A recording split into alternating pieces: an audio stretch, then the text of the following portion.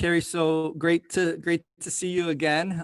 Excited to go over your results. I know we have the Dutch test to go over, your lab work, and of course we've already done the genetic test. But what's really good about that is we can make changes to what has happened between the last time we talked and where we are now, and then relook at the genetics and see what other aspects of your biochemistry that we haven't incorporated, and now create a new chart, give you new marching orders so that we can, continue the progress of getting you feeling better.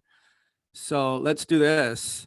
I always, how we always like to start is just with an update. So we haven't really talked for a while. Looks like the last time we talked was in almost February. So much has gone on. So why don't you just give me a little update, Carrie, in terms of what you've been through, what you've done, obviously, in terms of how you're feeling. Let's go through that. Well, everything was going pretty well. I did have a full hysterectomy in June. And ever since then, I've been starting to get those hot flashes, and I'm not sleeping well, and things are starting to slide backwards now. So I did the Dutch, and I peeked at my results, and I could see my cortisol was high. And so I want to try to get these hormones balanced now that they're all out of whack from the surgery. So sure. Yeah. And then again, remind me what the reasoning for why they wanted to do the hysterectomy.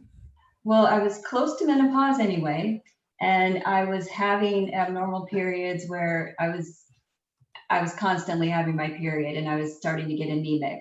And then I've also got the BRCA1 genes. So, and my mother died of ovarian cancer, so I've got some of those risk factors. So we decided it was probably in my best interest to go ahead and just take it out and, Right. work on, my iron again, getting that back in order, and, Sure. Just to be safe than sorry, as well as the genetic components as well. But you mentioned though, everything was going pretty well. So other than that part, all the other issues, that I've been having, like with histamines and rashes and gut problems, all of that seemed to be, clearing up, and I was doing well as far as, those items go. Right. And then the full hysterectomy in June. And then as far as the hot flashes, when did they start again? They probably started about a month afterwards. So I thought I was going to be in the clear and not have any issues, but about a month later, I started getting those hot flashes, and they're mostly at night, but they do happen during the day, but they definitely interrupt my sleep. And so, my sleep had been so great before. Like, I finally got my sleep nailed to where I was sleeping so well, and my Aura ring would tell me, oh, you're doing so great. And then now it's like I'm waking up every couple hours, and it's not good. No, absolutely not. Okay. And then you also included blood work for our review today as well. So what we'll be doing is we'll go over the Dutch test first, and then incorporate the blood work to get some other pieces of the puzzle information about connecting the dots. And then of course, open up the genetics as well. So anything else to add? I mean, obviously things are going well, had been going well.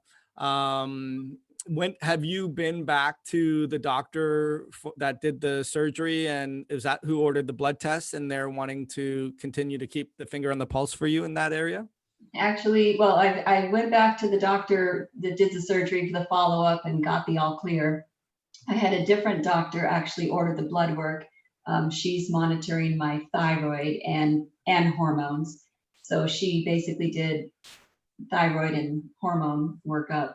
But my thyroid, the numbers are a little off too, so we need to check that one out. For sure. And a lot, it's interesting because a lot of people that I work with, they come to me first with, hey, my thyroid is not working. I'm taking medication. We're changing the dose. We're changing the actual brand. I know a lot of people got upset when they changed the actual brand of the specific thyroid, and they felt worse once they did that. But I explained to them that this is the effect, not so much the cause. In a lot of cases, it could be the cause, Hashimoto's, you have an autoimmune reactivity against the thyroid. But again, that's really kind of the effect of the immune system being overwhelmed. And then it will create an immune reaction against the thyroid in a protective like mechanism to slow down metabolism, preserve nutrients, reduce oxidative stress. It's a proper response for an improper environmental thing that's going on in the body. So we will bring that into consideration for sure. Any other pressing comments, questions, concerns that you want to make sure we address before we get into all of this? I guess blood sugar, because I was doing keto, and then about it's 8 weeks ago I started going back to eating carbs, and so I wanted you to look at my insulin and A1C and see what you thought about that. Yeah, we talked about that. And I know that you became really metabolically flexible. Yeah. We're getting really great ketone levels. And I think that really propelled you into feeling better. And Mhm. then we did talk about you going back into cycling, your carbs back in there, wanting to build a little bit of muscle. And you've done that too, right? Tell me a little bit about that. Yeah, so it has been 8 weeks of adding the carbs in, and over the 8 weeks, because I've been doing it strategically, not just like eating ice cream and whatever, I've gained 3.6 pounds of muscle, I think it was, and 1.4 of fat. So it is going more. I mean, I know the fat's going to come with, you can't just selectively gain only muscle, but I'm really happy with, the muscle part, because I And that's was, because you felt like you were underweight, or you just were weakened. You didn't have the lean weight that you wanted. Your muscles were deteriorating. Like your goal, yeah, because yeah. a lot of it, so a little bit of it was from fasting and things, because I may have overdone it on that side, and my starting weight was like 95 pounds. And at one point when I was doing a lot of the fasting, I went down to 89 pounds once. And that's just like too low. So I think I got a little overzealous with my fasting and eating one meal a day. And so I was losing a lot of muscle, and I wanted to get bone strength and everything. So I need some more muscle, as I was looking pretty, Sure. What are you weighing now, Carrie? today I weighed 102, 102.6, 102. So, And the ultimate where you'd want to be. I mean, um, well, I mean, probably maybe more like 110, okay, but more muscle, not, it's kind of hard to say what the actual weight would be, because I want it to be muscle instead of the fat. And I don't know sure, what that yeah. number would really, Reddit would be. It's so yeah. funny. So, some women have the problem of losing weight, right? And then other women have the problem of gaining weight. And you've heard me say this before, where adaptogenically, like an adaptogenic herb means if you have too much cortisol, you take an adaptogenic herb, it lowers the cortisol. It's adaptogenic. Or you have too little cortisol, the adaptogenic herb, same herb, will raise the cortisol. So it's used in terms of whatever your body needs. The adaptogenic herb will help that physiological effect. And I believe the same thing happens with weight, where if we have biochemistry issues, histamine issues, mast cell issues, inflammation issues, blood sugar issues, immune challenges, then your body might be locked up in more of an autophagic breakdown, difficult to build up, versus someone else might be more into an mTOR building, difficult to break to release. So I always tell people, like, be careful what you wish for, number Yeah. one. And then number two, it comes down to the both sides of the equation is getting to the root cause of the problem, and then adaptogenically helping your body do what it needs to do. And you understand that for sure. Yeah. What was interesting is, because before I started doing the keto to do all the inflammation, I was, overweight. I mean, not tremendously, but my body fat was like 30%. I weighed like 126 to 130, somewhere around there.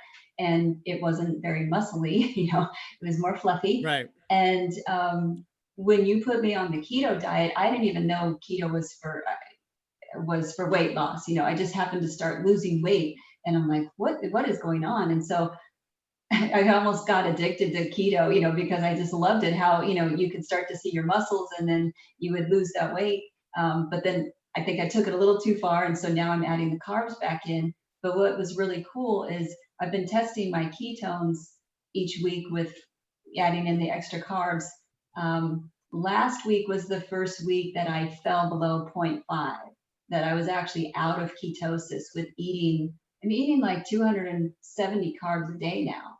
Wow. Yeah, I was eating like 240 when I tested them, and I would be like at 0.5, 0.6 with ketones. And they say Right. anything, 0.5 and above is in ketosis. So, and at first my blood sugar was high when I started the carbs. It would be like in the 90s, but then it dropped into the 80s, and then the other week it was down to 77 again, like that Right. kind of like keto. So I think Yeah. my body's finally starting to adapt To to adapt. carbs again. Yeah, I haven't for tested sure. my ketones yet. I've just been doing it once a week, just for the It's fasting. interesting. This is a great conversation because it just really points to bio individuality. Yeah. You can't just read a book and say, okay, you got to be 20 grams or less. That everyone's different. Number Mhm. one. Number two, it really speaks to your metabolic flexibility. I think that, yes, there's a major hysterectomy is a major surgery, and there are some genetic components that we have some major challenges with. But with that being said, Carrie, I think that we're gonna, and I like to cycle into and out of. That's a really advanced strategy, not for the average person to do. But you and I have been working together for quite some time, and that's why it's so important for us to check in, because now we're recalibrating. I call it like a bonsai tree. We need to trim around the hedges. But it's kind of like, setting coordinations, and then not really checking into, are we moving forward, are we moving sideways, are we moving backwards? And what I would say is that the ketones and metabolic flexibility and bio individuality is key for everyone we work with, but specifically to you. I think that cycling, like figuring out like what's your ideal glucose ketone index. So meaning, like, when you look at your glucose and you say, okay, I'm seeing it getting into the 70s again, or I'm measuring my ketones and it fell below 0.5. Okay, but what does that mean in relationship to glucose ketone index? Meaning, when you look at your glucose, you divide it by 18, because that will convert it into millimoles. Uh-huh. And then you divide that by your ketones, and you'll see now your glucose ketone index. And two numbers I want you to be aware of. Okay, where do I feel best with my glucose ketone index?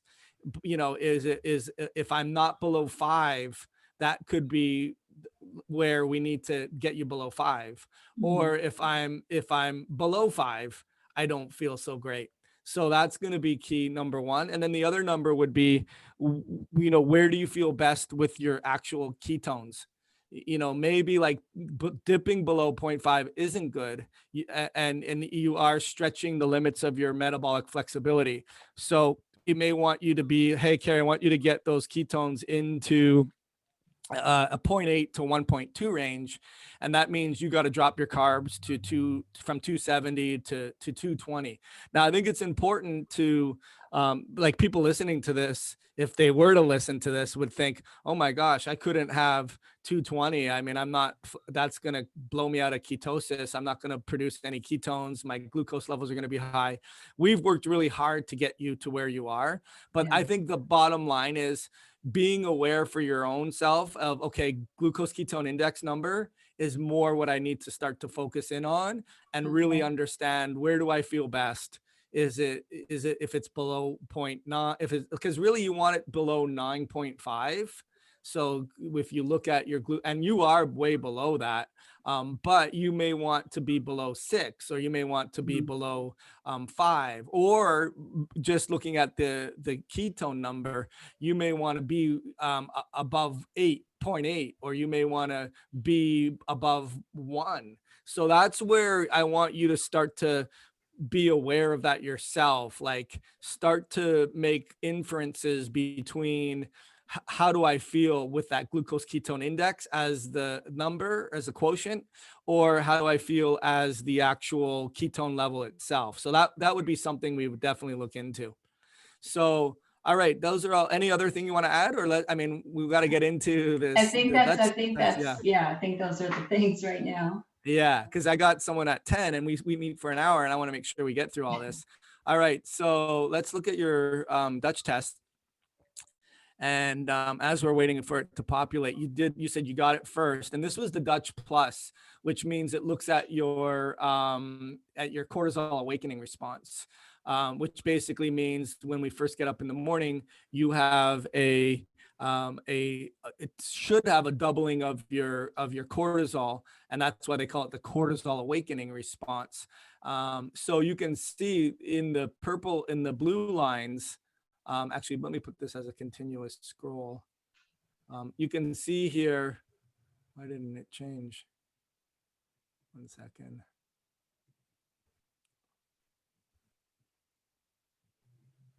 All right, so you can see here in this line here, this is your line, and then this are the ideal lines. So you can see, and this is your free fraction, meaning the part that's not bound to a protein. That's why they do the saliva. That's what's so cool about this test is they do both urine and saliva. And so right here is what we look at. So this is typically what we'll look at the first thing. We'll look at this section and we're saying, okay, this is your cortisol awakening response. We should see it rise in the morning, which it is. And then within the first half hour, and then after an hour, it's on its way down and slowly descends throughout the whole day. And you could see that for yourself, but obviously you can also see that your levels are elevated, which you mentioned.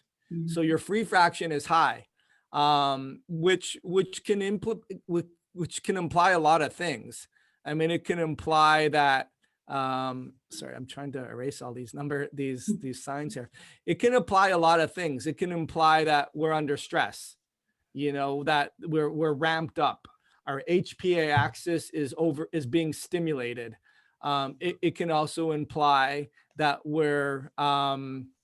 we have a free fraction that's not being utilized, right? In terms of, if you look at your metabolized, I always like to look at this for clients is, let's look at the relationship between the metabolized, which is how much did you produce for that given time period? So when you do a urine sample, you're measuring the output of cortisol for the entire time period that you're doing it. So if you do it when you first wake up and then you do it, your last reading is before bed, then that is the time period that you're measuring your cortisol levels. That's called metabolized cortisol. How much did you produce for the whole day? Whereas saliva only represents 1%, 3%, 5% of your total cortisol production. So that's why I tell people, be careful when you look at the saliva samples, because you're not measuring your total output. You're measuring your free fraction that's available for use. And there's a lot of factors that will impact what's available: inflammation, thyroid issues, abdominal obesity, stress, genetics. There's a lot of things that will impact that. But what we like to do is we like to look at this ratio of, okay, you're really high in how much you're producing. You're too high, but your metabolized is not as high. So there's a ratio challenge there. And there's things that you think about. You can think about overactivity or underactivity of the thyroid. That's one of the things that you think of with that. So one of the things I'll do, Carrie, is I'll go right to this page over here and look at your, where is it? We'll look at your body's, I call this the general of the body. So whereas we look at the HPA axis is the metabolized cortisol. So the brain tells the adrenals to produce. We call that central command, the brain telling the adrenals. So the metabolized is more of a marker of the brain's signaling to the gland to produce. Whereas the 11 beta HSD, which is basically at the cellular level, at the tissue level, once the cortisol has been produced, is it telling the cortisol to be active, or is it telling the cortisol to be inactive? So sometimes the brain signals are different than the cellular signals. The brain, the pituitary, and the hypothalamus wants that adrenal hormone around to function, because its brain is the priority. So it will say, hey, adrenals, make more. So that's where your metabolized cortisol will be high. Whereas at the cellular level, this is a marker at the cellular level saying the brain's producing too much. And so when it comes into our cell, we tell that cortisol to be deactivated, or the brain is not making enough, and we tell that cortisol to be more active. And so the 11 beta HSD, I tell them it's the army sergeant that tells the troops, hey, we need more troops on the battlefield, or we need less troops on the battlefield. And you can see in your case, you're telling your body to make more troops, right? So it's in the favor of cortisol. So that's why you will see that free cortisol be higher, right? Because you're at the cellular level, you're telling the adrenal, you're telling the cortisol to be more active. So convert more into the active hormone. And that happens in the kidneys, it happens in the liver, mostly the kidneys, where it's saying, hey, you need to activate your surplus, or your amounts of stored cortisol zone into cortisol, because we need more troops at the level. And that's catabolic. And it's also stimulating, right? Because cortisol will produce energy, will dump glucose into the bloodstream, will help balance your minerals. So what it's telling me is at the cellular level, your body's wanting more cortisol. There's more stress at the cellular level. There's more inflammation at the, so a couple of things we could do, Carrie, in that instance, if you feel like, okay, I'm not sleeping very well, we can attempt to get more cortisol converted into cortisone. I mean, at the end of the day, we want to get to the root cause of the problem, find out where the inflammation is coming from, see if we can address immune health, gut health, detoxification issues, is there mold, whatever. But, to give you some sleep, we want to convert that into the inactive hormone, because your free fraction is high in cortisol, and your body is favoring cortisol production, even though even your cortisone production is high too. But we want to kind of convert that into this here. So one of the great products we've talked about, the company we like so much, is Premier Research Labs. Tranquinol is a really great product. You can take, a couple capsules before bed. And what that does is it's got Licorice Root, Scutellaria, and those are really great nutrients that will help to lower that cortisol into cortisone, so that we have that amount being deactivated. It's helpful. I've had people work really well. On the flip side, sometimes I'll have people favoring too much cortisone, and their half-life of cortisol doesn't stay around very long. So what we'll do is we will recommend licorice root. So I would not recommend licorice root for you here, because you already have a lot of free cortisol, and your body's already, squeezing the sponge and getting as much juice out of it as it possibly can, which suggests what's going on at the cellular level. What's going on inflammatory wise? Why is your body wanting to squeeze the sponge out and get as much juice of cortisol as it possibly can? So let's look at the blood work. So that's really a good time to, hey, let's put this down here. Let's minimize this, and let's jump into your blood work here. So yeah, and you mentioned the cortisol, going through the kidneys, because on my blood work, like my bun creatine and creatinine level was kind of high. Like some of the liver and kidney things were high that have never been high before. And I don't know if it's because of the high protein, like the more protein that I'm eating now, or whether it's something with the cortisol, now that you mentioned that.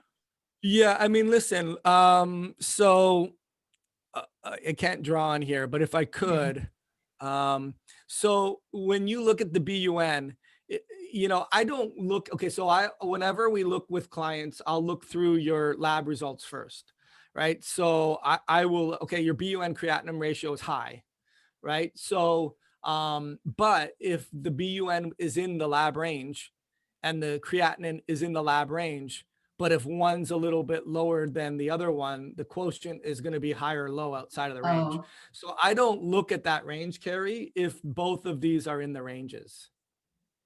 Meaning if your BUN's in the range, your creatinine is in the range, then if the quotient is out of the range, maybe your creatinine's a little low, and that comes down to yeah. methylation issues. And we can support that with creatine because it's an end product of methylation. That's where I would look at your genetics, and then we'll say, okay, do you have a GAMT SNP? Let's take a look. I don't remember. You don't, right? So GAMT is what helps to produce creatine. So sometimes I'll make, hey, let's get you on creatine. Your creatinine's low, or your BUN ratio is high because your creatinine is low, kind of thing. Or you may have other methylation issues. You do, like FUT2 is one that helps to absorb B12,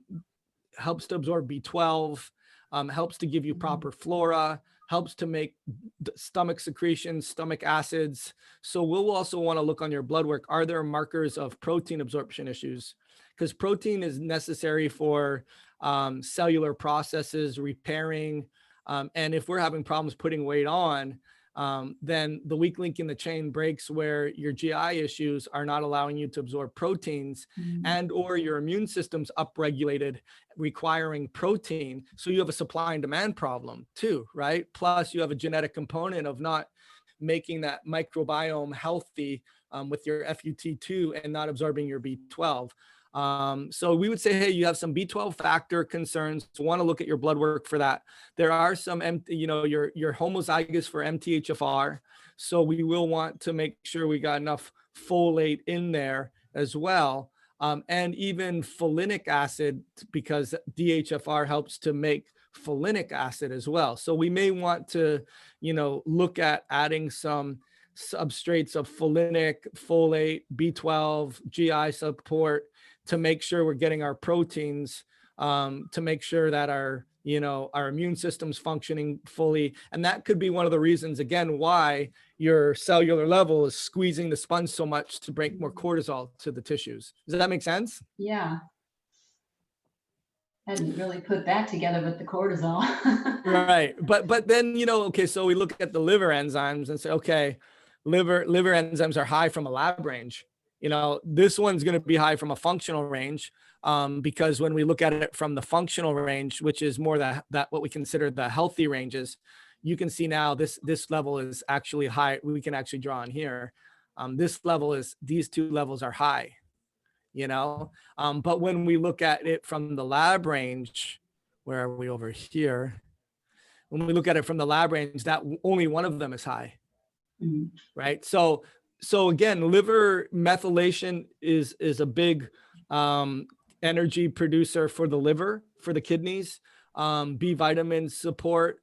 Is there toxic chemicals or pathogens or things that the body's having to process that's not keeping up? And I say liver enzymes being high, like, okay, that would make sense that your free cortisol would be high too. Like the body's under stress. Cholesterol, I mean, in fact, that's actually lower than usual, right? I mean, Yeah, we it usually was have a lot of 380 the last time. Right.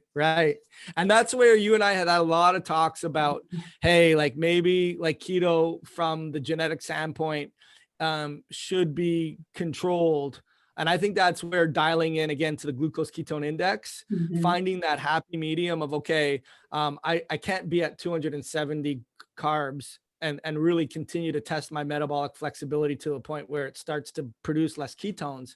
But I can drop my carbs significantly without having to raise my fats, so I don't bump up my cholesterol. At the end of the day, like I am concerned when I have someone who has higher cholesterol, but I'm more concerned if there's inflammation associated with that, right? Because then that oxidizes and creates more cardiovascular issues. But I'm sure you're happy to see that be lower, right? Yeah, yeah. For me, that's lower. Yeah. And so again, it's going to come down to playing around with your metabolic flexibility, your glucose ketone index, your total ketones, and also just understanding like, hey, it's been 8 weeks now that I've added those carbs in. Let me go back into maybe 8 weeks of cycling back into lower carbs, and see if my night sweats, because that's really the barometer is, okay, I always want to keep my finger on the pulse of my objective labs, but also sometimes my objective labs aren't changing as fast as my symptoms are, favorably or unfavorably, and I'm feeling better. I'm not having the night sweats. I'm sleeping through the night. I'm still maintaining my muscle mass. My cholesterol levels are still staying in the ranges. So that would be more of the take home. And again, this is sophisticated talk, right? Like this is, we won't start this way with someone I'd work with right from the very beginning. But I like you and I have been working together for quite some time. This is sophisticated talk, right? And you get, okay, this makes sense. I need to take that. I need to understand that. A1C 5.4. I mean, do you remember? I mean, we could look through some of your old labs. They were lower in the past, I correct? think it went down to like 4 something, 4.5 when I was Yeah, on I mean, keto. But it was 5 much point. higher before I started keto. Like it was the 5.7 or something, you know, before I started Right. working with you and everything. Yeah. I mean, some doctors like to see that 4.8. 5 point, I like to see it in the lower fives. Did they do the fasting insulin on here? Yeah, Yes, 5. So again, I'd probably want that a little lower too. that's what I was thinking. Some doctors want to see that less than 3. And so, what spikes insulin? 270 carbs is a lot in my mind, like. Well, then I was on 230, but that was when I was still kind of like my blood sugar was still a little high. Like it was 98 that day that I went there, my fasting glucose. Right. And but like now it's been dropping lower in the morning. So I don't know if, because can insulin change that quickly? Like if I have high blood sugar that morning, like a higher normal reading because like I had bad sleep that night before, would I it think make it's the volatile. insulin go up and It, down it more? can be volatile based on what you're eating, based on if you're experiencing an inflammatory trigger, stressors. But in general, you have to keep it in context. Has it been That's, higher? Has it been lower? yeah. What was it in the past? I'd still say absolutely. Like it's going to be more of the effect of changes more than, hey, let's just take something to lower insulin kind of thing. Right. When I, Remind me again, Carrie, when you had the hysterectomy, what was the strategy in terms of estrogen replacement and hormone support? she, that's when she wanted to have me test, wait a little bit after the hysterectomy and then test to see where we're at. Right now, I have a topical estriol just because that's more of the protective, like, but I know that's not the type of estrogen that needs to get replaced. So I'm taking progesterone, the micronized, the compounded, compounded Right. progesterone. But I've been taking that before the hysterectomy as well. So that's the only thing that I was taking as far as hormone replacement. But I'm going to be meeting with her next week, and then I don't know what she's going to recommend as far as estrogen, and that's what I kind of wanted to talk to you Yeah, about. I mean, you could see here, without ERT replacement, you're in the range, right? So now I don't have a functional range for estrogen, but that's where we can now oscillate to back to the Dutch test, and take a look and see. It's pretty low.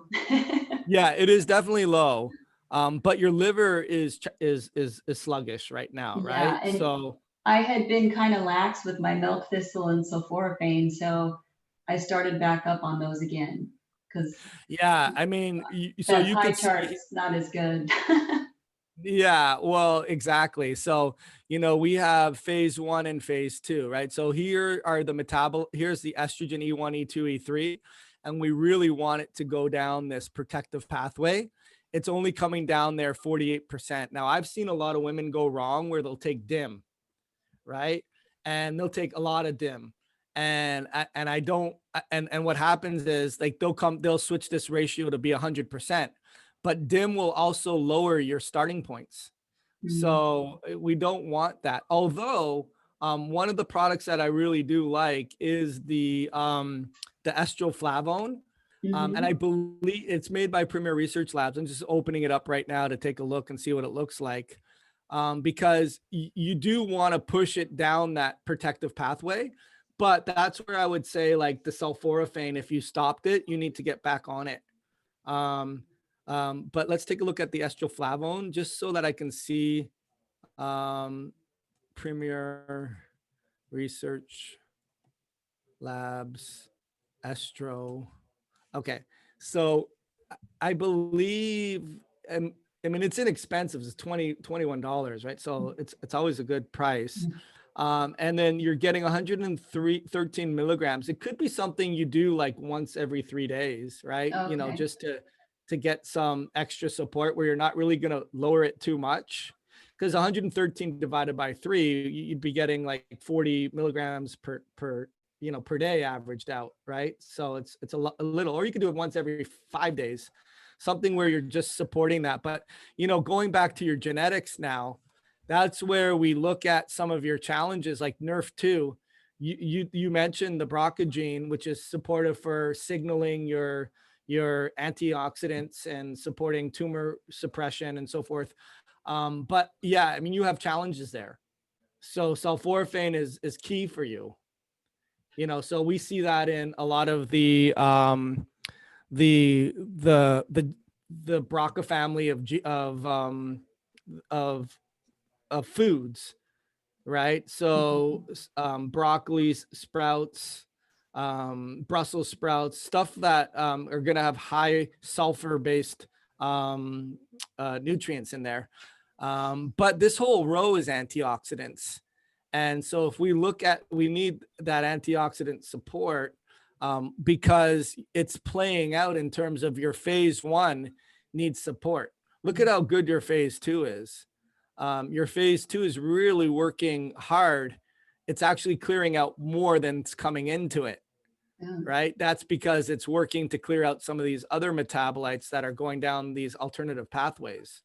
But at the same time, it's scraping the bottom of the barrel, meaning there's not a lot there to have to clear out, right? So that's where you could see that your E3 is okay, it's higher. I would want to work on liver phase 1, phase 2, phase 3 before you would add in the extra estrogen, so that you're making sure you're metabolizing this properly, so that when you do add it in, phase 1 is supported, phase 2 is supported, so to speak. Does that make sense? Yeah. Right, because we don't want So to I be mean, adding more estrogen when I can't clear it out. well, you can clear it out, but you are going down. I mean, you're going down this unhealthy pathway 41% of the time. Mm. You don't want that. And if you're getting way more estrogen, that would not be good. That's what creates those breast cancer concerns. Okay. So, or estrogen like concerns, because it oxidizes, creates DNA damage, and depletes your glutathione, right? So sulforaphane, maybe a little bit of that estroflavone, it also has other nutrients. And then looking at your genetics, which is new for us, is really seeing like sulfation needs support, glucuronidation needs support. Those are all phase 2 metabolites that are phase 2 processes where on the surface level, you look like you're doing fine with your phase 2, but you could have challenges with your phase 2 if you start to push things down more that pathway. Now, it's never going to be super high again. Like you're not going to take, but I do work with a lot of women that take way too much estrogen. And if they have a slow phase 2, if they have a slow phase 1, that's going to be problematic because it's going to be creating all these extra metabolites that may be going down the unhealthy pathway, right? So again, I'm not prescribing estrogen. The hot flashes may get better by getting some estrogen support, but making sure that your liver enzymes are high on your blood work, making sure that you're supporting liver. And it's not just taking milk thistle, but it's looking at your phase 1, phase 2, phase 3, and saying, okay, like, how can I support all of these things and work your way backwards? So phase 3 is binding, making sure you're eliminating your bowel movements are working well. You're getting toxins out of the body. So, that's key. So binders are always key too. And then looking at phase 2 stuff, methylation, we talked about the B12 and methylfolate and your GI support. Maybe creatine to give you that end product. And again, I don't want you on 1,001 supplements, but we're just talking out loud. Right. And then looking at calcium D-glucarate could be a really good nutrient for you for helping that estrogen metabolism. Right. So that's probably what I would layer in right away is that calcium D-glucarate, Okay. or a glucuronidation support, like a glucuronidation assist. Because I believe it's got dandelion in there as well. Yeah. Yeah, so that could be really good for you as well. So get the liver working, help it methylation wise, sulforaphane, glutathione, those will help. Glucuronidation, getting good sulfurs in your foods, that will help with sulfation. That's the key for you, really, And then of course, glucose ketone index, we've talked about at some length here. A lot of people, I find, when they see that their cortisol levels are this high, they'll take phosphatidylserine. And I don't know if that maybe lower the free fraction. Yeah.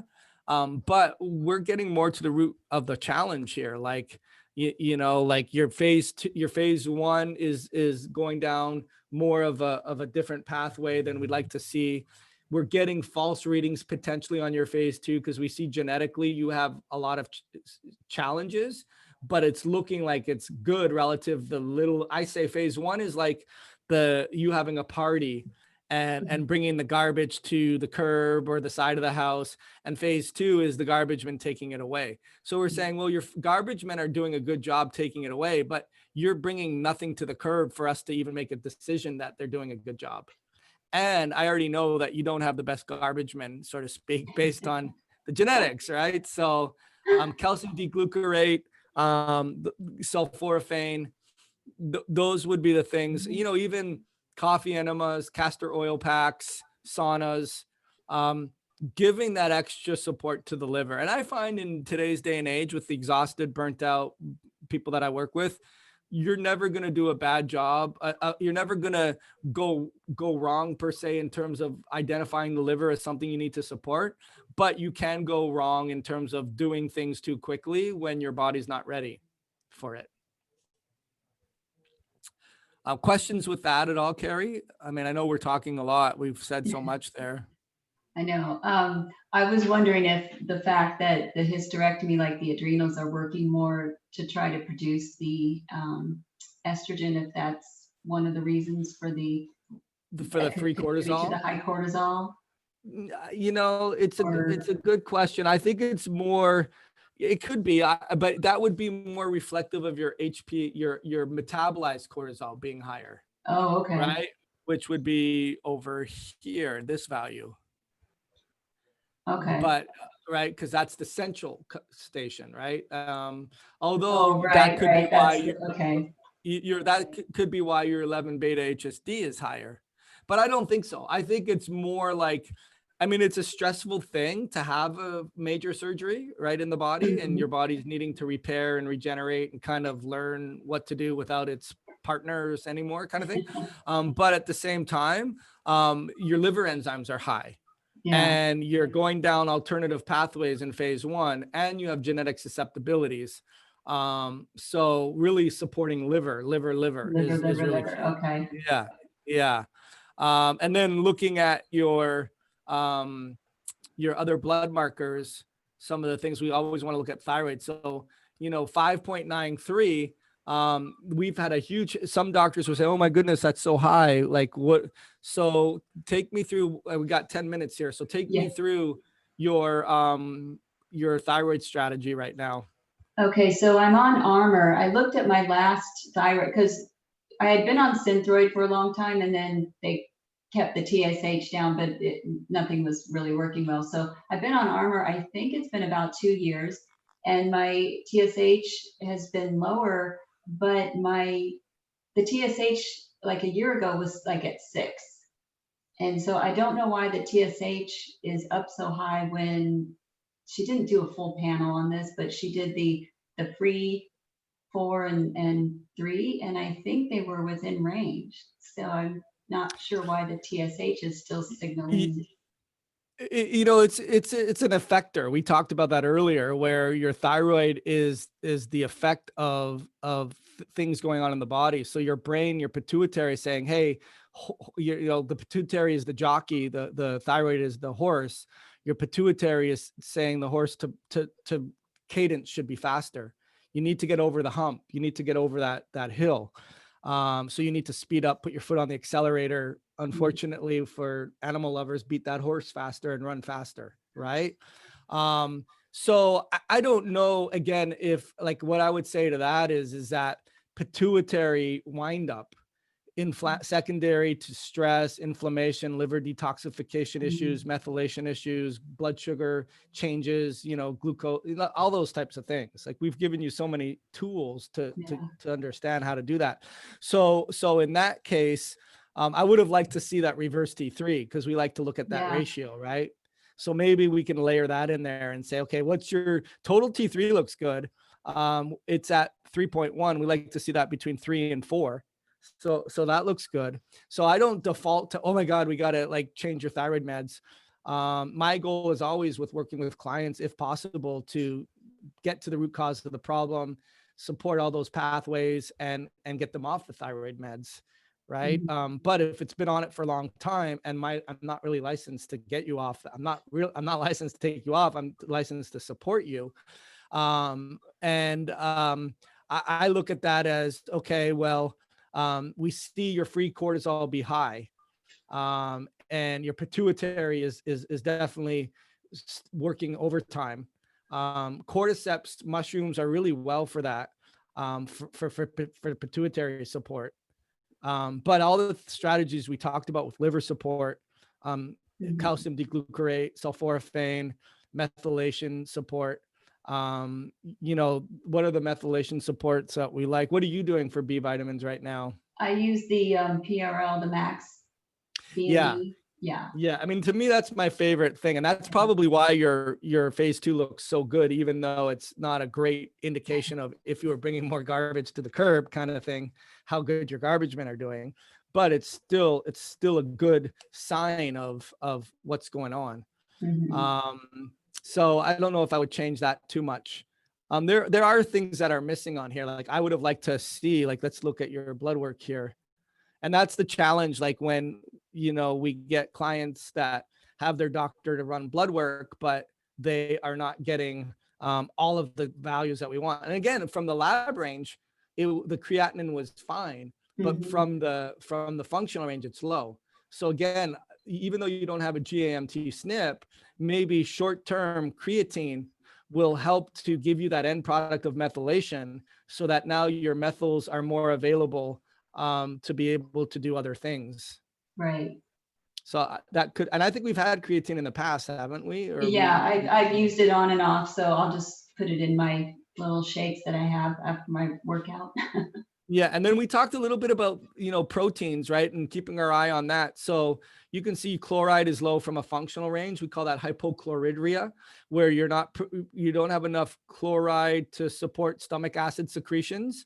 And that is causing your total proteins to be elevated. So again, you know, helping someone with digestive secretions is key, right? And that can create, like if the liver is sluggish, and it's not pumping everything out from phase 1, phase 2, phase 3, and it's backing up, then that can create some of that microbial concerns, and that can create bile in the blood, and that can create decrease stomach secretions. So that's key to keep our eye on.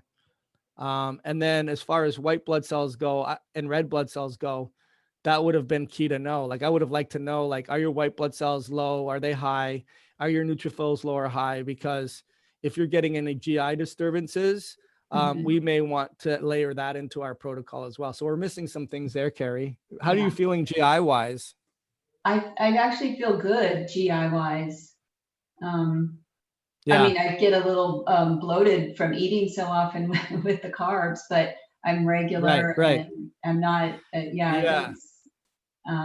but I kind of backed off my HCl a little bit because I'm eating more often. So I didn't want to take too much of that. Like, but maybe I need to put that back in to help with I would layer it in. Yeah. So like in closing here, you know, keeping aware, maybe recycling back into a little more ketone levels being elevated, and, you know, strategies to do that.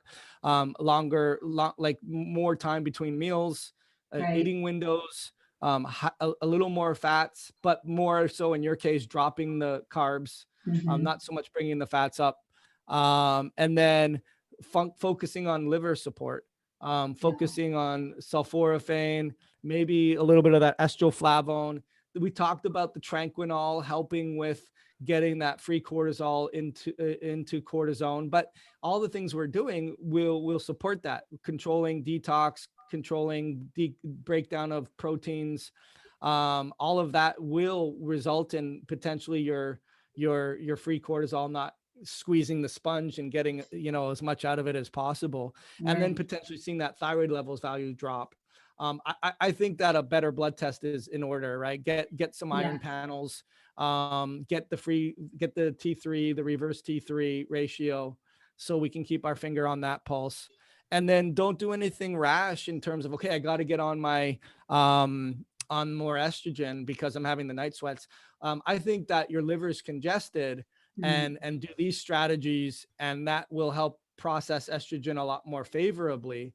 And now you're not getting the night sweats, and you didn't need to go on, because postmenopausal without estrogen, you were in the ranges, right? So I think you're okay there. Does that make sense? Yeah, it does actually. I mean, because I don't want to go on estrogen if I don't have to. So that actually makes me feel a little bit better. That I'll try. Right. And then lastly, pituitary support if you wanted to. The mushrooms, the fermented mushroom blend from Premier Research Labs, are a really good product. I like that.